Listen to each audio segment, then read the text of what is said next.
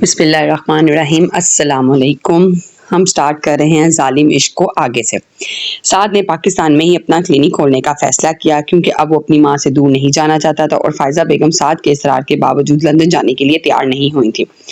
साद ऊपर वाले कमरे में रिहाइश पजीर था। परी जब भी सोने की कोशिश करती तो उसे अपनी बेइज्जती याद आने लगती। आखिर गुस्से में वो उठकर बैठ गई और साद को सुनाने के लिए ऊपर की तरफ बढ़ गई। साद के कमरे के बाहर पहुंची तो कमरे का दरवाजा थोड़ा सा खुला हुआ था।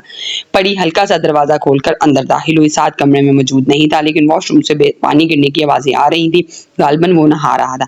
बेड पर उसकी शर्ट और ट्राउजर पड़ा हुआ था जो गालबन वो नहाने के बाद पहनने वाला था। तभी परी के दिमाग में एक शरारती आइडिया आया। उसने टेबल पर पड़े बॉक्स से कैंची निकाली और साद की वार्डरोब की तरफ बढ़ गई और अपना काम करने के बाद फातिया मुस्कुराहट ने उसके चेहरे का हाथा किया। वो कमरे पर एक तायराना नजर डालकर अपने कमरे की तरफ बढ़ गई। उसे यकीन था कि अब उसे पुरसुकून नींद आएगी। अगले दिन सैटरडे था और परी की यूनी से छुट्टी थी, तो सुबह वो अच्छी तरह नींद पूरी करके उठी तो साद टीवी लाउंज में सोफे पर बैठा था। उसने रात वाला ट्राउजर और शर्ट पहना हुआ था, तो इसका मतलब था कि उसने अभी तक अपने कपड़ों का हशर नहीं देखा। परी लाउंज से गुजरती हुई किचन की तरफ बढ़ गई और नाश्ता करने के बाद लॉन में बैठकर कॉफी पीने लग गई।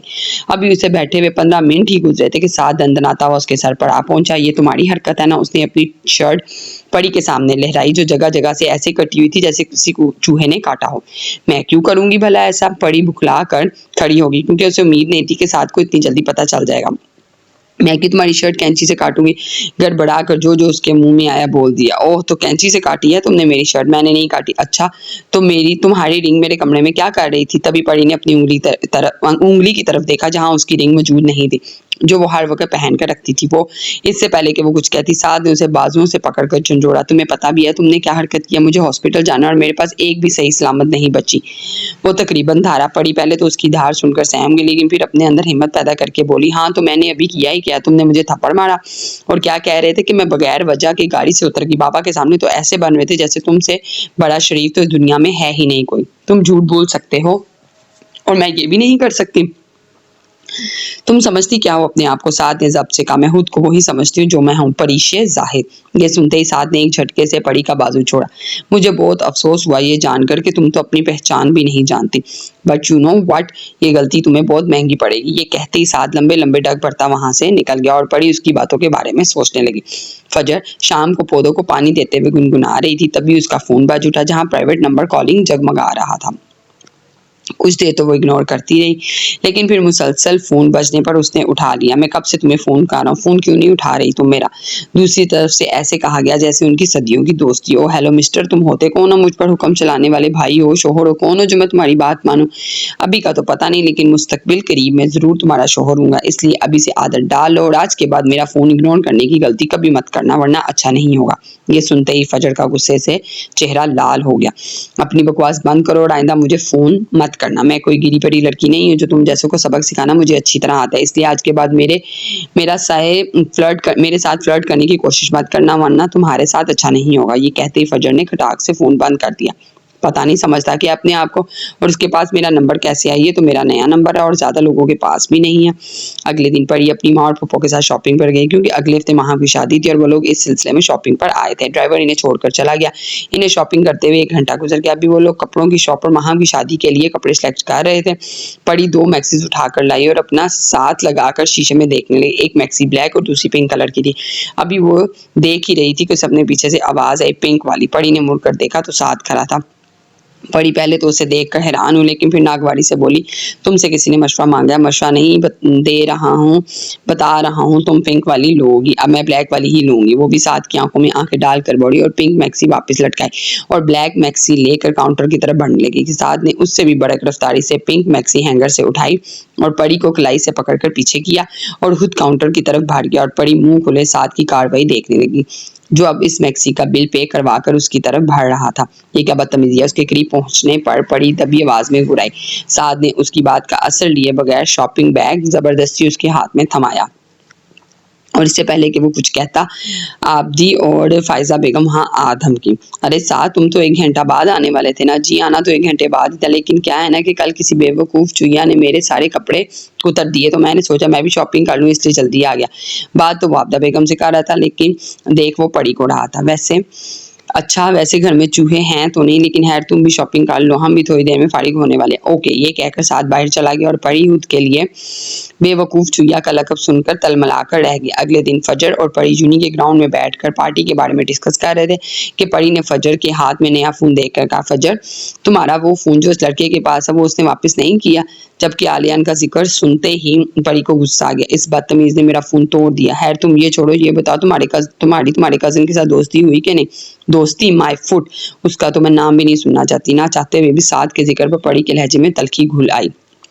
खैर छोड़ो, लेक्चर का टाइम हो रहा है। ये कहते ही दोनों ऊपर क्लास लेने चल पड़ी। अगले दिन परी बहुत खुश थी क्योंकि आज पार्टी थी जिसके लिए परी बहुत एक्साइटेड थी। परी ने पार्टी के लिए पीच कलर के फ्रॉक के साथ नीचे कैपरी पहनी थी और हम रंग दुपट्टा कंधे पर एक तरफ झूल रहा था।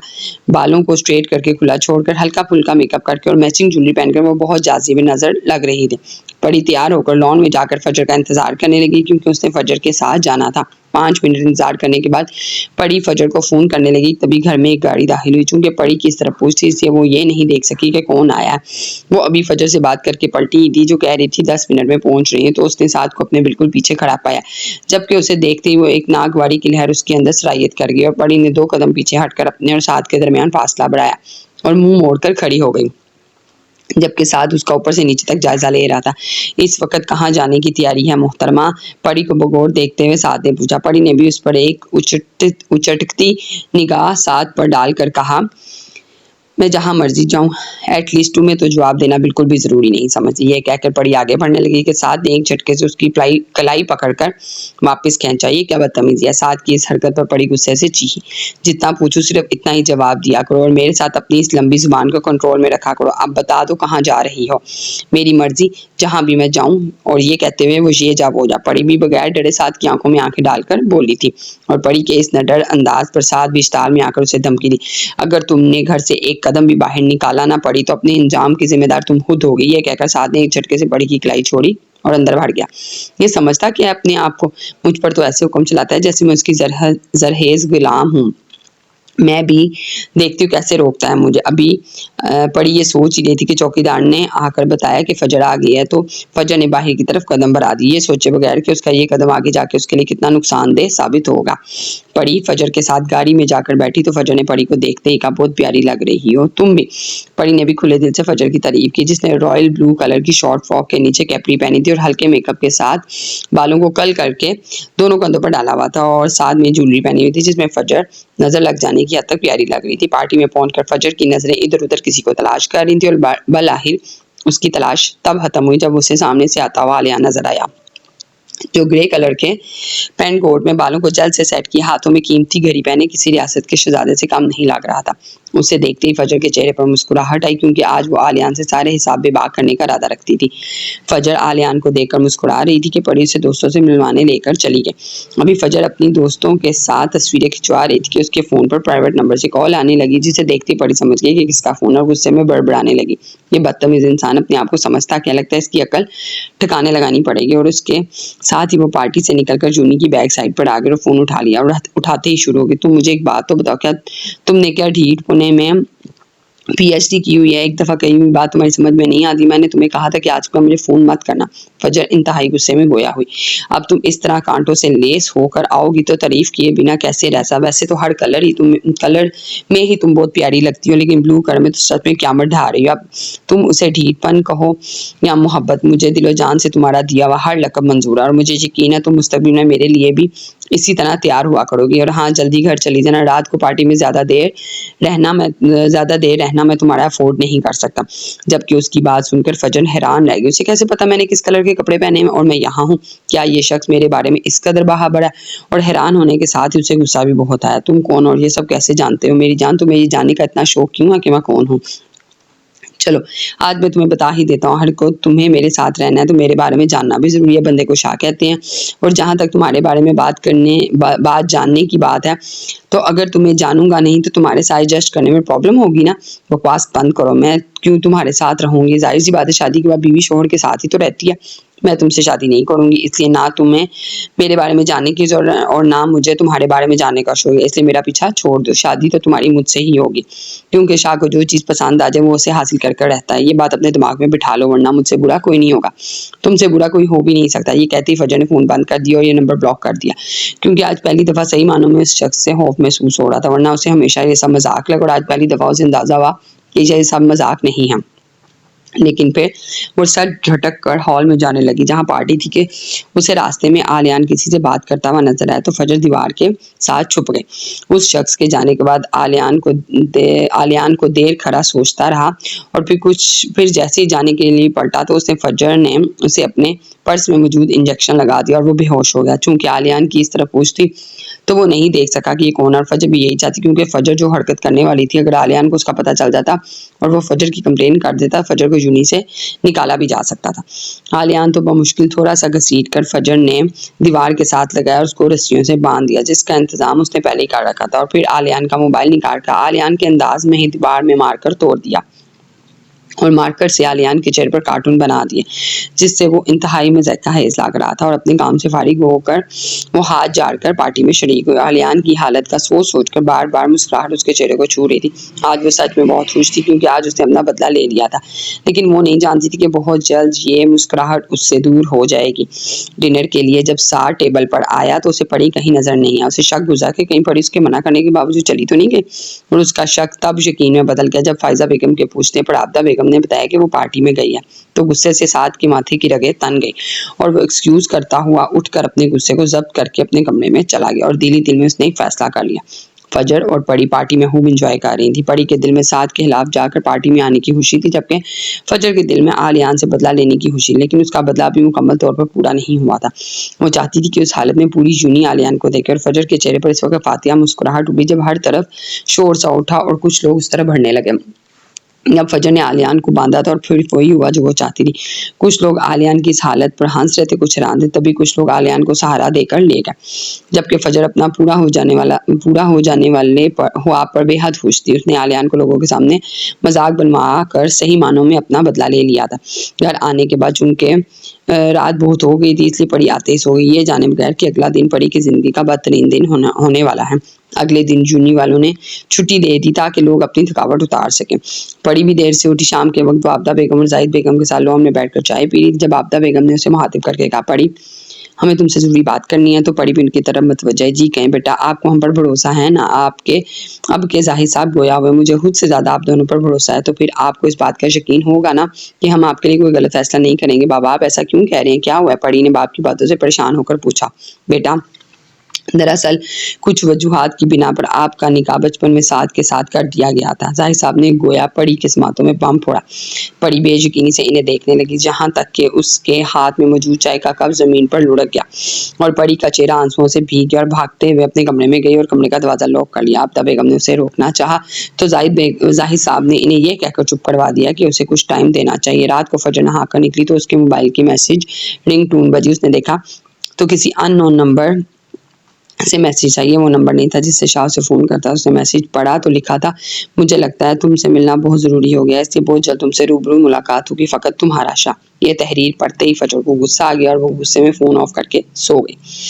परी ने कमरे में आकर दरवाज़ा लॉक कर लिया और ज़मीन पर बैठती चली गई। अब उसे यकीन ही नहीं आ रहा था ये क्या हुआ है। आंसू टिप टिप उसकी आंखों से गिर रहे थे। उसे जैसे सांस लेने में भी तकलीफ हो रही थी। उसे अब साद के अल्फाज याद आ रहे थे, परी के तारुफ पर उसकी आंखों में आने वाला गुरूर, तुम्हें तो अपनी पहचान भी नहीं पता। परी पर हमेशा उसका हुक्म चलाना, जिस पर परी को हमेशा गुस्सा आता था। आखिर वो होता कौन है मुझ पर हुक्म चलाने वाला, हमेशा अपनी बात मनवाना। आज उसे पता चल रहा था कि वो किस हक से ऐसा करता था, यानी कि साद भी जानता था। बस एक उसी को लायल में रखा गया, बस एक उसे ही। आखिर क्यों? उसका साया उसके साथ ही ऐसा क्या हुआ और ऐसी क्या मजबूरी थी जिसके तहत उसे एक काबिल नफ शख्स के साथ बांध दिया गया। उसे पता ही नहीं चला कब रोते रोते वो वहीं जमीन पर बैठे बैठे नींद की वादियों में चली गई। अगले दिन फजर यूनी जा रही थी। जब वो थोड़े सुनसान रास्ते पर पहुंची तो एक गाड़ी झटके अचानक से उसके आगे रुकी। फजर अचानक गाड़ी की ब्रेक लगाई तो गाड़ी एक झटके से रुकी। अभी वो ठीक से संभली भी ना थी कि एक शख्स ने उसकी गाड़ी का दरवाज़ा खोला और फजर को कुछ भी सोचने समझने का मौका दिए बगैर उसके मुंह पर रुमाल रख दिया और कुछ ही पल में वो होशो हवास से बेगाना हो गई।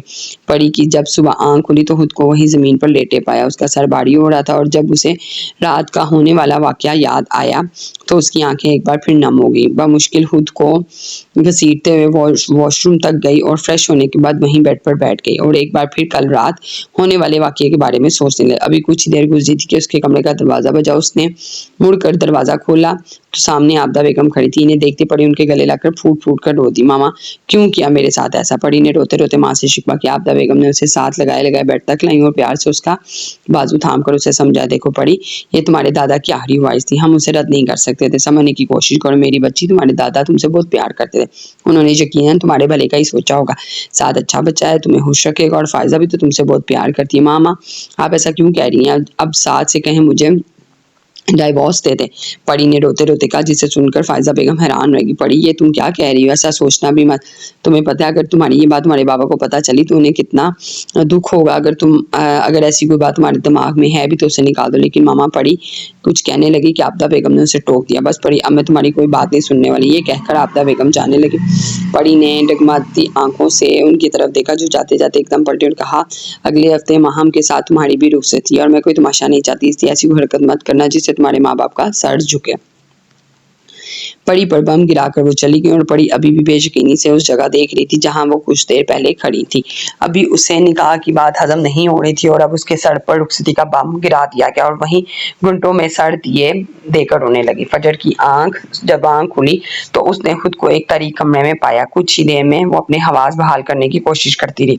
उसका सर बुरी तरह चकरा रहा था। उसने उठने की कोशिश की तो उसे महसूस हुआ कि उसके हाथ पांव बंधे हुए हैं। अब उसे अपनी माँ की बात याद करके अफसोस हो रहा था कि उसने उनकी बात क्यों नहीं मानी, जो उसे कह रही थी कि ड्राइवर के साथ चली जाए, लेकिन उसी ने जिद की थी कि आज वो खुद ड्राइव करके जाएगी। आंसू तो आकर उसके चेहरे को भगोड़ रहे थे। कोई है? वो भीगी आवाज के साथ चिल्लाने लगी। काफी देर चिल्लाने के बाद जब कोई ना आया तो वो अपनी रस्सियां खोलने की कोशिश करने लगी। तभी उसे बाहर से बातों की आवाजें आने लगी और कुछ पल बाद कोई कमरे में दाखिल हुआ। बाहर से आने वाली रोशनी की वजह से फजर ने आंखें मीच ली और जब आंखें खोली तो दरवाजा बंद हो चुका था और कमरे में एक बार फिर अंधेरा फैल गया था। अब कोई चलता हुआ फजर के करीब आकर खड़ा हुआ। कौन हो तुम और मुझे यहाँ क्यों लाए हो? मैं तुम्हें यहाँ नहीं लाया, तुम खुद अपने आप को यहाँ लाई हो। फजर ने कुछ ना समझ आने वाले अंदाज में कहा। तभी कमरे की लाइट ऑन हो गई। पहले फजर की आंखें चुदिया गई, लेकिन जब मंजर साफ हुआ तो फजर की आंखें फटी की फटी रह गई क्योंकि उसके सामने और कोई नहीं आलियान खड़ा था। तुम मेरे साथ ऐसा क्यों कर रहे हो? बेहतर होगा ये सवाल तुम खुद से पूछो। ये सुनते ही फजर गड़बड़ा गई, लेकिन फिर फौरन खुद पर काबू पाकर बोली, देखो आलियान, मुझे जाने दो वरना तुम्हारे साथ अच्छा नहीं होगा। तुम मेरी फिक्र छोड़ो, अपनी फिक्र करो। मैंने तुम्हारा क्या बिगाड़ा है? तुमने मुझे क्यों बांध कर रखा हुआ है? सीरियसली तुमने मेरा क्या बिगाड़ा है? सबके सामने मेरा तमाशा बनवा कर तुम कह रही हो कि क्या बिगाड़ा है? फजर आलियान फजर की अनजान बात पर धारा, जिसने एक पल के लिए फजर भी सहम गए। तुम्हें क्या लगा था कि मुझे पता नहीं चलेगा? प्लानिंग तो तुमने बहुत अच्छी ही की थी, लेकिन तुम्हारी बदकिस्मती कि तुम्हारा एयरिंग मेरे बटन में रह गया। अब तुम सोचो कि मैं तुम्हारे साथ क्या करूंगा। आलियान, आई एम सॉरी। फजर ने आखिर हार मानकर माफी मांग ली। अगर तुम चाहती हो कि मैं तुम्हें माफ कर दूं और जाने दो तो तुम्हें मेरी एक बात माननी पड़ेगी। कैसी बात? उसके बाद आलिया ने जो कहा वो सुनकर फजर को लगा किसी ने आसमान उसके सर पर गिरा दिया हो। काफी देर रोते रहने के बाद पड़ी उठी और किसी को तलाशने लगी, लेकिन कुछ देर बाद नाकाम होकर वापस अपने कमरे में आ गए। वो इस वक्त खुद को बहुत हार्ड हवा महसूस कर रही थी। काफी देर रोते रहने के बाद वो नींद की गोलियां खाकर सो गई। पड़ी की जब आंख खुली तो घड़ी 8 बजा रही थी। रात के साए गहरे हो रहे थे। वो भी उठकर बालकनी में आ गई और याद करने लगी कि कल से पहले उसकी जिंदगी कितनी मुकम्मल थी और खुश थी। अब कुछ तो था उसके पास, लेकिन कल उसके माजी की एक तलख हकीकत ने कैसे उसकी जिंदगी बदल दी। उस पर जान छिड़कने वाले माँ बाप उसकी बात को कोई अहमियत नहीं दे रहे थे। इस वक्त उसे सास से शदीद नफरत महसूस हो रही थी। आखिर ये सब उसी की वजह से तो हो रहा था। अभी वो ये सब सोच ही रही थी वो तेज तेज कदम उठाती लॉन में पहुंची और साद के सर पर पहुंचकर बोली, मुझे तुमसे बात करनी है। परी की आवाज सुनते ही साद खड़ा हो गया और उसकी तरफ एक तंजिया मुस्कुराहट उछाल कर बोला, जेहे नसीब, आज तो बड़े बड़े लोग हमसे बात करने आए हैं। आओ बैठो, मैं यहाँ बैठकर तुम्हारी बकवास सुनने नहीं आई, बस इतना कहने आई हूँ कि जितनी जल्दी हो सके मुझे डाइवोर्स दे दो। ये सुनते ही साद ने एक झटके से परी की खिलाई मरोड़ी, जिस पर वो सिर्फ कराह कर रह गई। आज के बाद अगर ये बात तुमने अपनी जुबान पर भी लाई तो मुझसे बुरा कोई नहीं होगा, तुमसे बुरा कोई हो भी नहीं सकता, और मैं कहूंगी और तुम्हें देनी पड़ेगी। ये सुनते ही साद ने परी के हाथों पर अपनी गिरफ्त और तेज कर दी, जिससे उसकी आंखों में आंसू आ गए। मुझे लगता है किसी ने तुम्हें बताया नहीं है कि अगले हफ्ते हमारी शादी है, इसलिए बेहतर होगा कि ये खन्नास तुम अपने दिमाग से निकाल दो। मैं नहीं करूंगी तुमसे शादी। पड़ी भी अब के चीखी थी, तुम्हारे तो अच्छे भी करेंगे, ये सोच है तुम्हारी। मैं इस रिश्ते को नहीं मानती। ये डाइवोर्स सिर्फ मेरे लिए एक फॉर्मेलिटी है। तुम नहीं दोगे तो भी मुझे कोई फर्क नहीं पड़ता, मैं जहर खा लूंगी लेकिन तुमसे शादी नहीं करूंगी। तुम मानती हो या नहीं मानती ये मेरा प्रॉब्लम नहीं है, लेकिन अगर तुमने शादी में कोई भी तमाशा किया तो मैं तुम्हारा वो हश्र करूंगा कि तुम याद करोगे। तुम मेरे साथ ऐसा नहीं कर सकते, मुझे ऐसा करने पर तुमने ही मजबूर किया और मैंने तुम्हें पहले ही वार्न किया था। ये तुम्हारी मनमानी का ही सिला है। बहुत शौक है ना तुम्हें मेरी बात के खिलाफ जाने का, अब भुगतो। साद उस वक्त को याद करके बोला जब उसे परी के पार्टी में जाने का पता चला था, तो रात को ही उसने फायजा बेगम के पास जाकर रुखसती की बात की थी, और चूंकि उनकी भी ये दिली ख्वाहिश थी इसलिए उन्होंने भी एतराज ना किया। अगर चाहे इतनी जल्दी करने पर इन्हें एतराज था, लेकिन साद ने इस बात के लिए भी इन्हें कन्वेंस कर लिया। परी साद पर एक नफरत बड़ी निगाह डालकर भागते हुए अपने कमरे में चली गई। तुम्हें मुझसे निकाह करना होगा, आलियान ने ये कहकर उसके सर पर बम फोड़ा था। मैं ऐसा हरगिज नहीं करूंगी। ठीक है, जैसे तुम्हारी मर्जी, लेकिन बस इतना याद रखना कि इसके बाद तुम्हारा यहाँ से आज़ाद होना नामुमकिन। आलियान देखो, अगर मेरे बाबा को पता चला तो वो तुम्हें नहीं छोड़ेंगे, नहीं तो मुझे इस तरह कैद में नहीं रख सकते हो। जबकि फजर की बात सुनते आलियान ने एक जोरदार कहका लगाया, तुम्हारे बाबा को ये बताएगा कौन कि तुम मेरे पास हो, और बिलफर्ज इन्हें पता लग भी जाए तो वो मेरा कुछ नहीं बिगाड़ सकते। तुम्हारे पास फैसला करने के लिए आधा घंटा है कि तुम आज़ाद होना चाहती हो या पूरी जिंदगी कैद रहना चाहती हो, क्योंकि तुम यहाँ हो इस बात का इल्म तुम्हारे बाप के फरिश्तों को भी नहीं है। ये कहकर आलियान कमरे से बाहर निकल गया। आलियान के जाने के बाद फजर की सोच की वादियों में चली गई कि आया वो उसकी बात माने या नहीं। कभी वो सोचती कि बाबा उसे बचा लेंगे, लेकिन फिर उसे आलियान की बातें याद आने लगती और वो ये सोचती कि वो ठीक ही तो कह रहा है कि इन्हें कैसे इल्म होगा कि मैं यहाँ नहीं हूँ। लेकिन वो आलियान की बात भी तो नहीं मान सकती थी।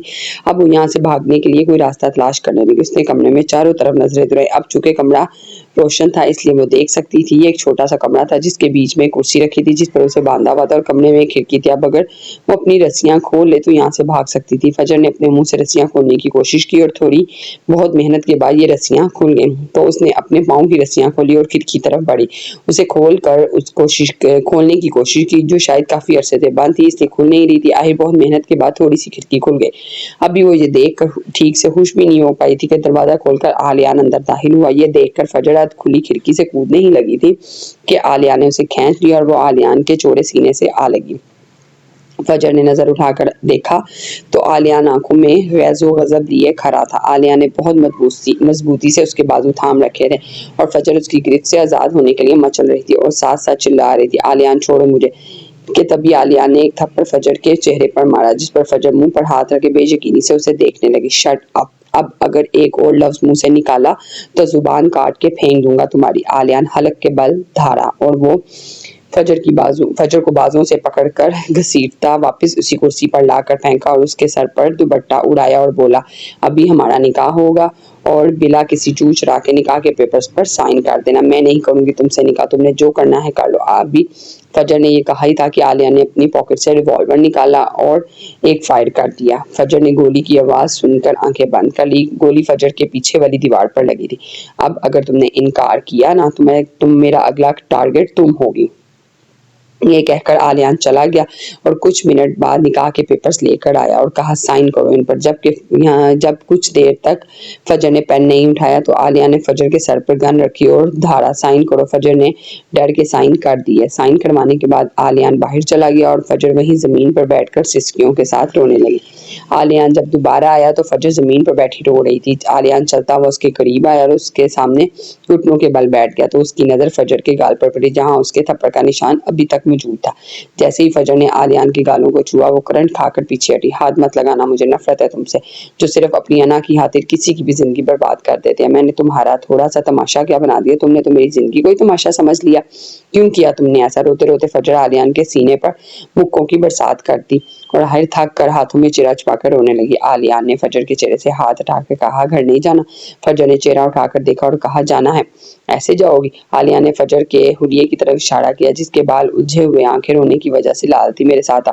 ये कहकर आलियान फजर को दूसरे कमरे में ले आया। यहाँ पर वो फ्रेश हुई और बाल बनाए चले।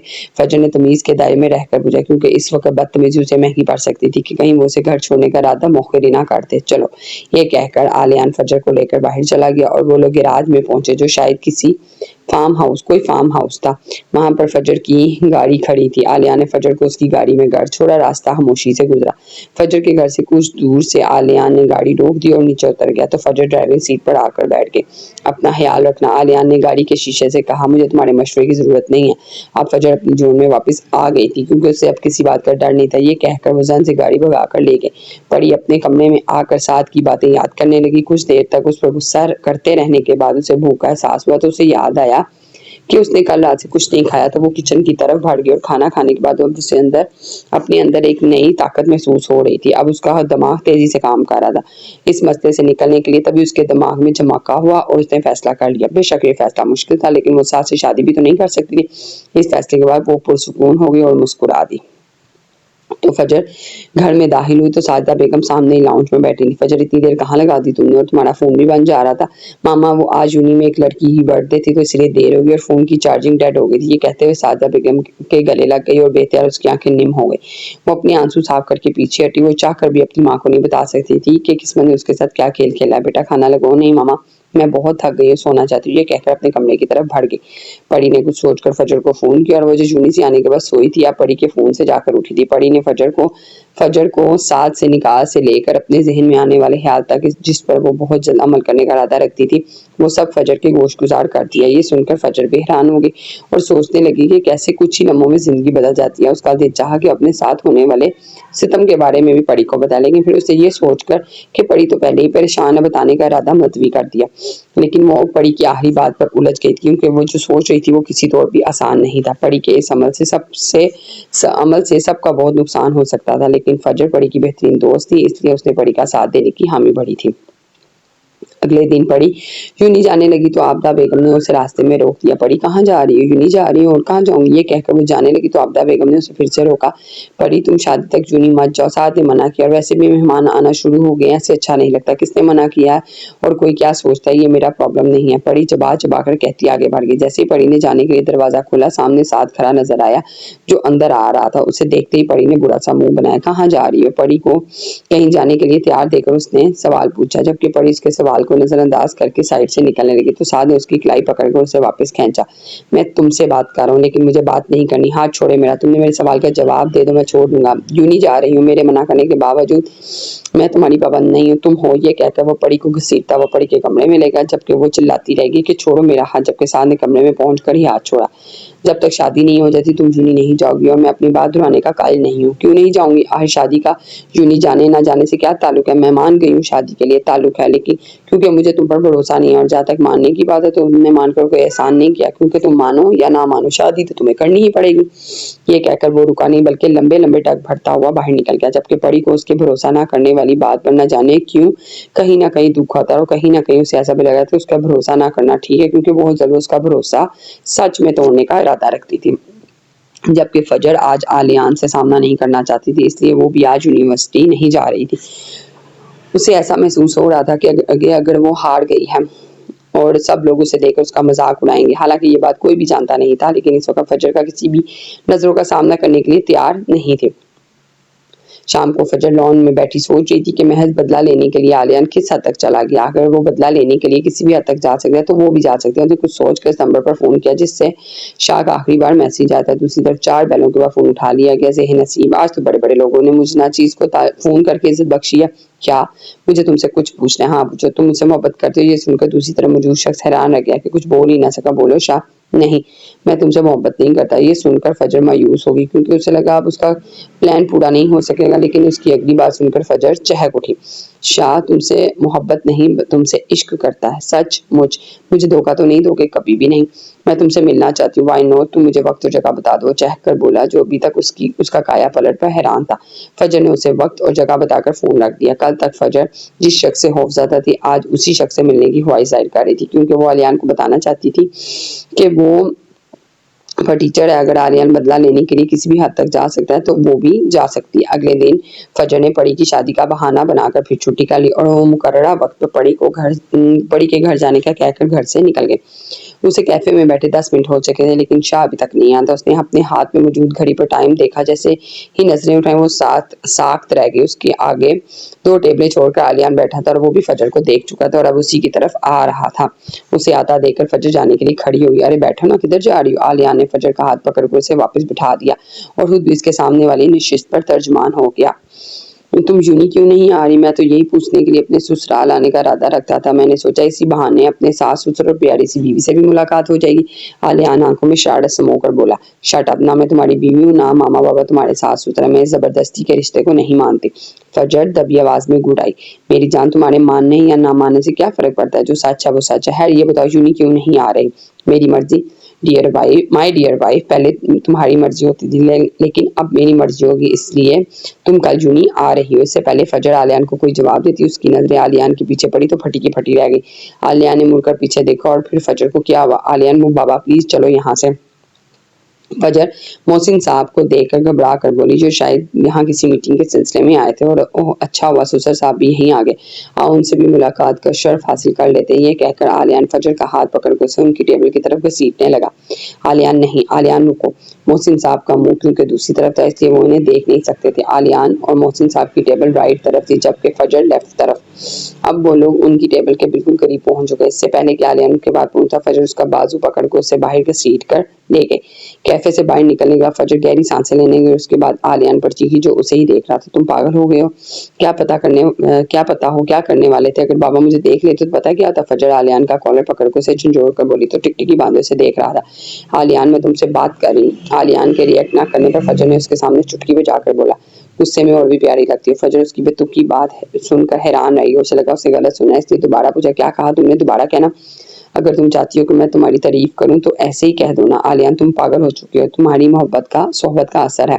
ये सुनकर फजर गुस्से में अपनी गाड़ी के पास जाकर शाह को फोन करने लगी ताकि उसे कह सके वो ना आए और साथ साथ नजरें इधर उधर घुमाने लगी। जी का इंतजार करिए। उसे अपने पीछे से आलियान की आवाजें, नहीं तो are you sure? Yes I am sure. ये कहकर फजर अपनी गाड़ी में बैठ कर आगे बढ़ गई। पूरे रास्ते फजर सोचती रही कि वो जो करने जा रही है अगर उसकी खबर आलियान को होगी तो उसका रिएक्शन क्या होगा। कि तभी वो एक फैसले पर पहुंची और एक जानदार मुस्कुराहट उसके चेहरे पर होगी।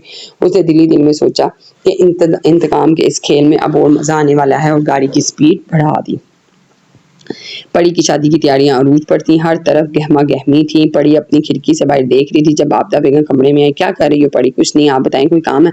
हाँ, तुम शादी की किसी तैयारी में कोई हिस्सा नहीं ले रही हो? तुम्हारे बाकी कपड़े तो मैं ले आई हूँ लेकिन बेटा ब्राइडल ड्रेस तो अपनी मर्जी का लिया। प्लीज मामा, मेरा कोई मूड नहीं है, आपको जो पसंद आए लिया। परी, ये क्या बात हुई? बेटा तुम्हारी शादी है, चलो उठो। मामा, परी ने मुंह बनाकर एहतजाज करना चाहा। परी, तुमने इस रिश्ते को दिल से तस्लीम कर लिया ना बेटा? जी मामा। परी कुछ तौक़ुफ़ के बाद बोली, तुम्हारे दिल में अगर कोई बात है मेरी बच्ची तो उसे निकाल दो और खुश रहो। परी अब तक सबको ये यकीन दिलाने में कामयाब हो गई थी कि वो शादी से खुश है क्योंकि यही उसका प्लान था। अब के परी बगैर किसी चूंचा के कबर खड़ी हो गई क्योंकि उसका ऐसा ना करना इन्हें शक में मुबतला कर सकता था। परी जब तैयार होकर आई तो आबदा बेगम को इधर उधर तलाश करने लगी। तभी उसे अपने पीछे से आवाज आई, चले। परी ने मुड़कर देखा तो साथ खड़ा उसी से मुहातिब था। कहाँ? परी ने हैरत से साथ से पूछा। तुम कहाँ जाने के लिए तैयार हुई? शॉपिंग पर। तो जाहिर सी बात है वहीं जाने का कह रहा हूँ। इससे पहले कि वो कुछ कहती आबदा बेगम ने आकर कहा कि वो साथ के साथ जाएगी और ना चाहते हुए भी उसे जाना पड़ा क्योंकि इन चंद दिनों में उसे साथ को भी यकीन दिलाने के लिए साथ के साथ अब लहजा कुछ बेहतर कर लिया था। अब वो हर बात पर उसे काट खाने को नहीं तोड़ती थी। परी और साथ बुटीक में ब्राइडल ड्रेस लेने आए। सेल्समैन जो भी ड्रेस दिखाता पड़ी इसमें कोई ना कोई नुक्स निकाल देती। आखिर जब परी ने कोई ड्रेस रिजेक्ट कर दिए, कोई 10 ड्रेस रिजेक्ट कर दिए तो साथ तंग आकर बोला, क्या मसला है? तुम्हें तो कोई ड्रेस ही पसंद नहीं आ रही है तो इतना अच्छा है, ले लो। साथ ने सामने पड़े ड्रेस की तरफ इशारा किया, नहीं मुझे इसकी एम्ब्रॉयडरी नहीं पसंद तो कोई और देख लो लेकिन प्लीज जल्दी करो।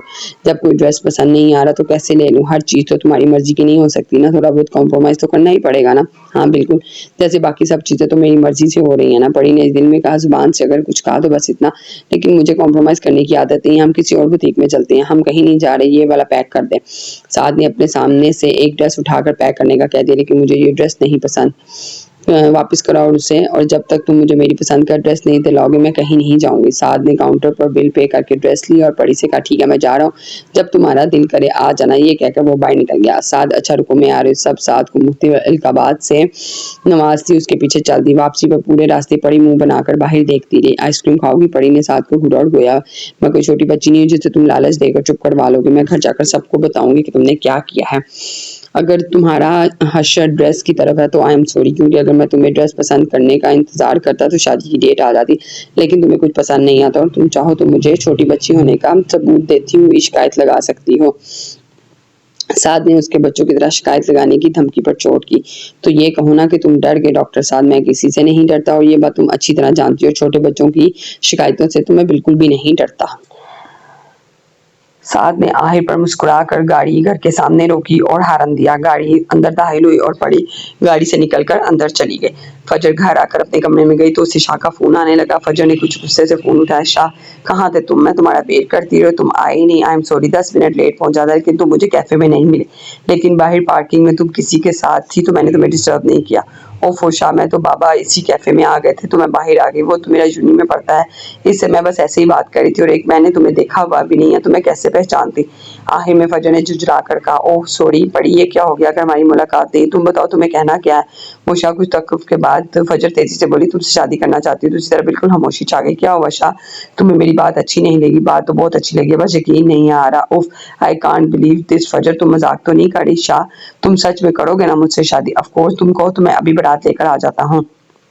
बारात भी ले आना, पहले रिश्ता तो ले आओ। ओके मैं आज ही मामा से बात करता हूँ। Okay bye. फोन बंद करके फजर ने गहरी सांस ली और